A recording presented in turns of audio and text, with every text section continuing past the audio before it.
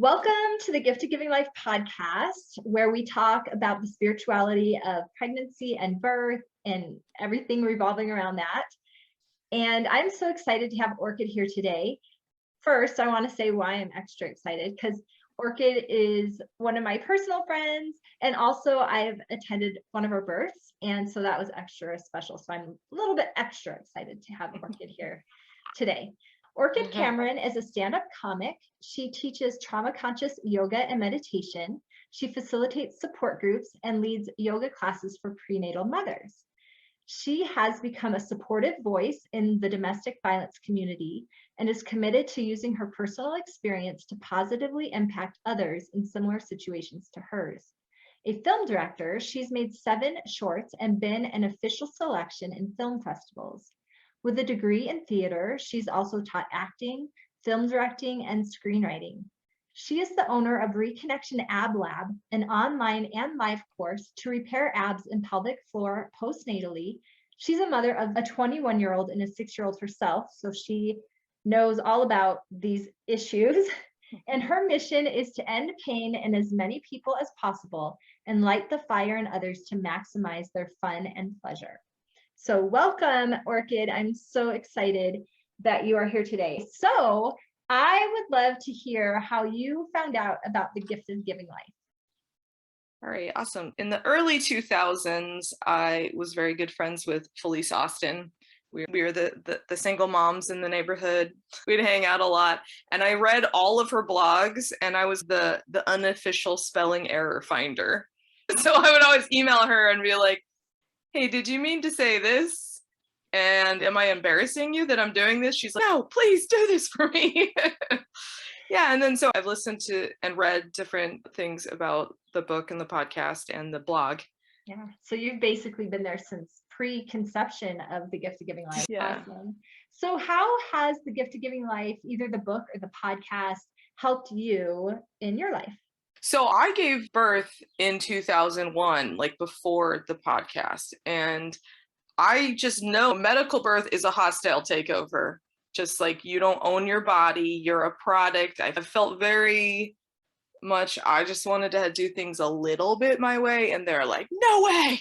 It just was really an intense experience that birth is treated like only a bad emergency. And that was really a negative experience to deal with nurses and doctors telling me I know nothing and that they're more important than me. And so I just kind of knew inside myself that that wasn't right. Once I started reading and listening, it was reflecting the light that was already in myself of something better. So just things like, I don't know, like it was great to finally hear someone else say that, yeah, you should give birth on all fours. That's an acceptable position. Like just things that just like, I'm like, oh, finally. Another aspect is I don't think of my body as a dirty, disgusting thing and my spirit as something beautiful and amazing. I see my body as holy and a gift. And I feel like the philosophy of the book, our bodies are holy. The act of giving birth is holy, that I am powerful, that God is higher than the doctor. And that's like such a revolutionary idea. Like it's not to us, but I don't know, like one of my best girlfriends was like, she said she went to her doctor and her doctor was like, what's your birth plan? And she's like, I plan on showing up at the hospital and you taking the baby out. I laugh so hard because I'm like, we are so different. That's not my birth plan. That was never mine. But I feel like that was one of my closest friends. She's like very educated. She's very intelligent and she does not trust her body at all. It's really nice to have kind of a support group of other women who trust our bodies, trust God to be there, trust that it's a spiritual, holy experience and not a quote medical emergency. Lovely. Thank you. Yeah, just having that shared perspective on our bodies and that they are really amazing and wonderfully made, and God helps us in the birth process. And that just we're not alone. But back to bodies being amazing, I would be a doctor if I didn't pass out when I saw blood. I took way more human biology courses than a theater degree requires. I do paintings. I mean, for the last 20 years, I paint giant organs. So I'll paint a 3-foot tall heart, or I'll paint the large intestine, or I'll paint small intestine. Like I like to paint organs. Some people think it's weird, especially like the human heart. If you look at it, the way the veins go over it, it almost looks like a tree root that is over a rock. Like it's just beautiful. It's beautiful and amazing and complex. And yeah, there's like a divinity to how it was made. I feel like people oversimplify how amazing the body is and how many moving parts there are to keep us alive. So just like the idea that like the capillaries are one blood cell at a time through a tiny tube. That's amazing to think about. How just like the body repairs itself. That blows my mind. And I feel like in a way, studying the science of the body is like a form of worship. It's a magical, holy thing. Like it's amazing when something scientific is so complex, it feels like magic. Yes. Oh, I like that. And when you just think that we can grow a human inside of us, it sounds like it is like magic. So I would love it if you could share a time that you've experienced the divine nature of pregnancy birth. Thanks for asking. So the biggest thing I think I've experienced about the divine nature of pregnancy is how much I prayed for my baby. We just could not get pregnant.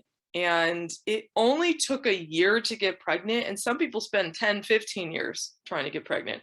But that year was so gruesome for me. Like every time I took a pregnancy test and it was a negative, devastated.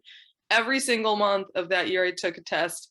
And then I just was like, I can't do this anymore. I can't take a test anymore. And I asked everyone in like a prayer group I was in to pray for me. Individuals started praying for me. I changed my diet. And then I kind of forgot about it. And as I was descending in a plane, landing in England, I was like, I don't feel right. I'm more seasick than normal. I didn't even think I might be pregnant. And then a couple days later, I was like, oh wait, my period's late. But I still was too scared to take a test. I waited 2 more days and then I took a test. On the way to the test, I passed out. On the way to just buying it from like a Boots in England. That's like a CVS in England. And I took it and I think I didn't even take it that day. Like I was like so scared to take it. I kept delaying taking it because I didn't want to get a no. And then I found out I was pregnant on Christmas Eve. And I told my mother-in-law in the hallway, I was like, hey, so I'm pregnant. And she jumped up and down happy. And then my son, I think he was, 14 at the time. He opened up the door from his room at my mother-in-law's house and was like, you're what? And it was like such a like sitcom magic moment. It was just magical. I am around pregnant women all the time. I'm around brand new moms all the time. And almost every single person struggled with fertility. Almost every single person had a struggle. And actually, I think I am the only person I know that hadn't had a pregnancy loss. That's pretty intense of an experience. I guess that's more of my advice to new mothers or people struggling. Like it is so not quote normal, but it happens to a lot of people. And I feel like every single one of the women who told me that they lost a pregnancy felt alone, felt bad about themselves, felt like they did something wrong, felt like a failure as a woman. Like my basic duty as a woman to have a baby and I can't even do that. Like that's so harsh on oneself. So I feel like we're not alone in the struggle. And me spending a year trying to get pregnant was so painful for me. I have so much appreciation for people who struggle with that. My other answer is I prayed so hard to get that baby. I struggled so much. I really wanted that second baby. Like I was so excited to have her. And when I was sleep deprived because I had a brand new baby, and every single infant item has a death warning. They're like, this tiny piece of plastic could kill your baby. Or like you flip down the visor in your car and its airbag can kill your baby. Or just it's a toy.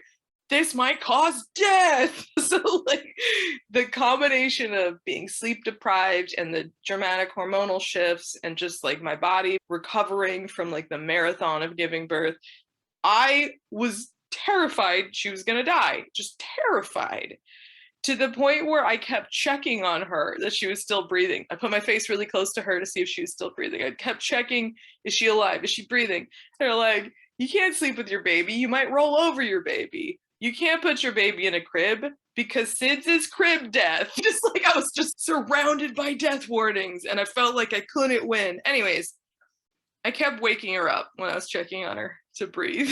Just kept waking her up. It wasn't good for her. It was obviously not good for my mental health. And I eventually paid for hypnotherapy. And in one session, I stopped obsessing. Just one session it took to stop obsessing. But before that, I just was worried she wasn't breathing. I said a little prayer. Please, God, show me my baby's still alive without me waking her up. And then she farted. And I was like, thank you. Prayer. The answer to a prayer. It's an answer to a prayer. Yeah. Oh man, I just really needed that baby to be alive. Yeah. Oh my gosh. I love that so much. Thank you for those experiences. And then you shared some advice for a young mother starting out on her journey, but do you have any other advice? Yeah, I definitely have lots of advice for young mothers to the point where it's almost overwhelming. Maybe I should write a book, Sheridan. I never thought about that. The number one advice I'd give to young women just starting out on their mothering journey is believe it or not, sometimes got overwhelmed with the level of responsibility of being a mother.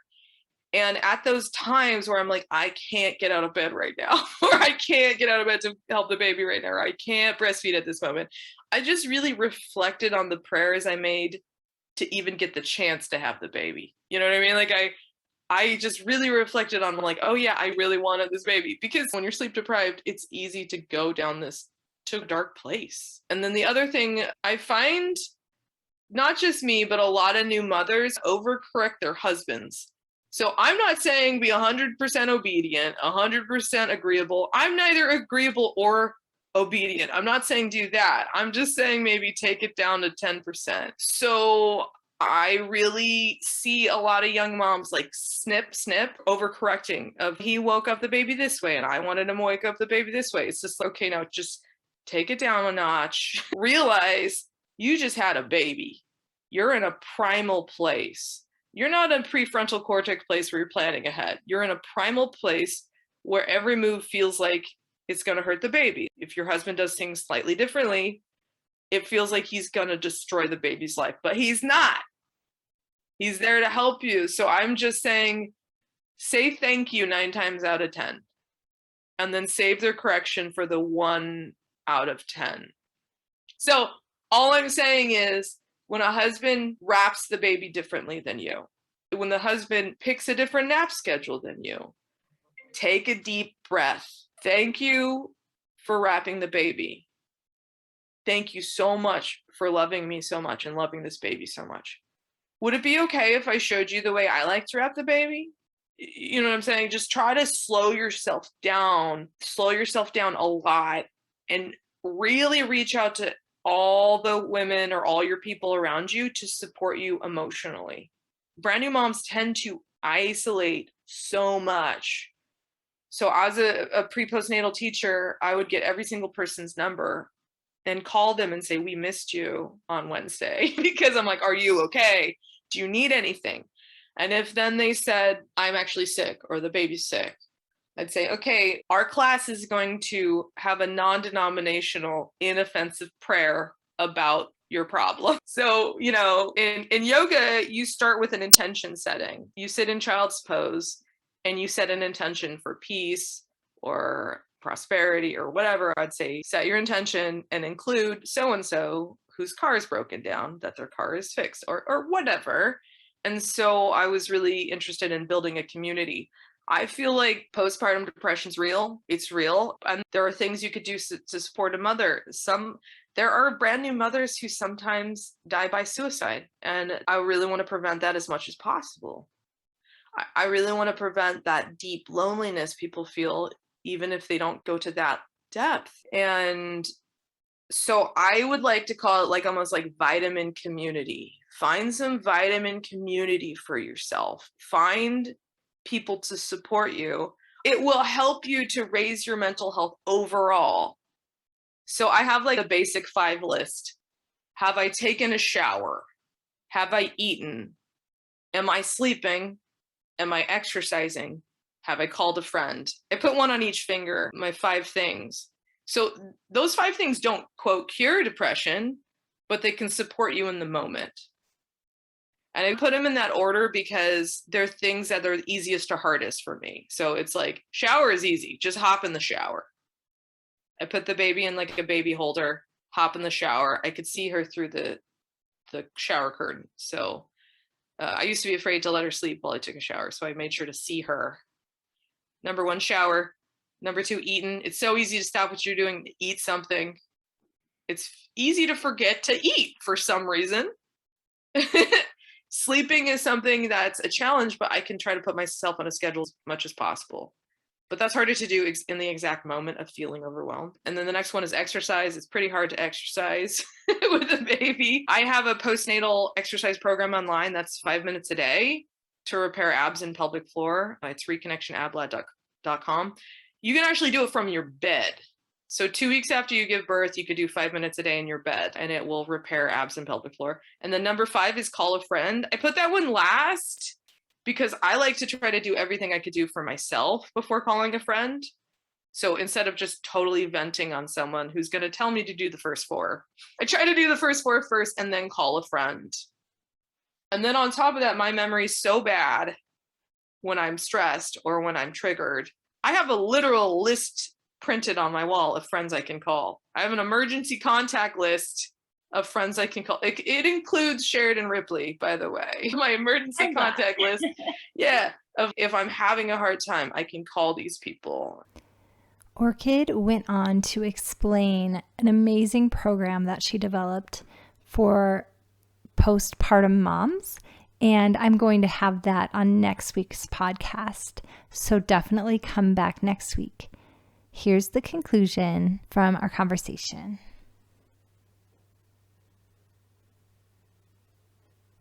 Can you let people know where they can find you online and find your program and all the good stuff? I'd love it if you follow me on Instagram and you could see my whole journey. Like you could see my 6-year-old, you could see my stand-up, and then my 21-year-old likes his privacy, so you won't see a lot of him.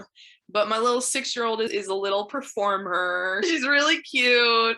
She's still, just really imagine what it was like for me to have a 15-year-old who's like, get out of my face, mom, and a brand new baby.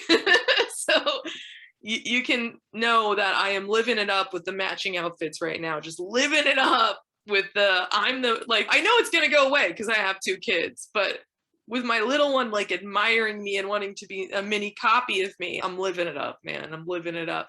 So I feel like my Instagram's a pretty fun place to watch. Also, I'm about to shoot a stand-up comedy special, so you can look out for that. And then orchidcameron.com is like the hub of everything I do. I do one-on-one coaching as well as my stand-up when I'm going to show up in your town. So what's cool about that is let's say I show up to wherever you live. You could come to my yoga class in the morning, or you can come to my stand-up at night, or you could just be a super fan and do both. And then if you want to add me on Facebook, please add me on Facebook. Just make sure to include a direct message saying you met me through Sheridan's podcast. Just let me know. So so you can add me on Facebook, Instagram, and then to find my ab repair and my pelvic repair program, it's called Reconnection, because you're connecting your pelvic floor muscles or reconnecting yourself to your own breath or reconnecting yourself to your own life. Reconnection, AB as an abdominal, lab as in like we're going to the lab to do a science experiment, reconnectionablab.com. Yeah. Thank you. Thank you for being on the podcast today and sharing your experiences and your wisdom. And I will link in the show notes to all the different links you talked about where they can find you. That's exciting. Thank you so much for having me, Sheridan. Thank you for being my friend. And also thanks for being my teacher. I've taken a lot of your courses and I've gotten so much value from it. So thank you so much. Thank you.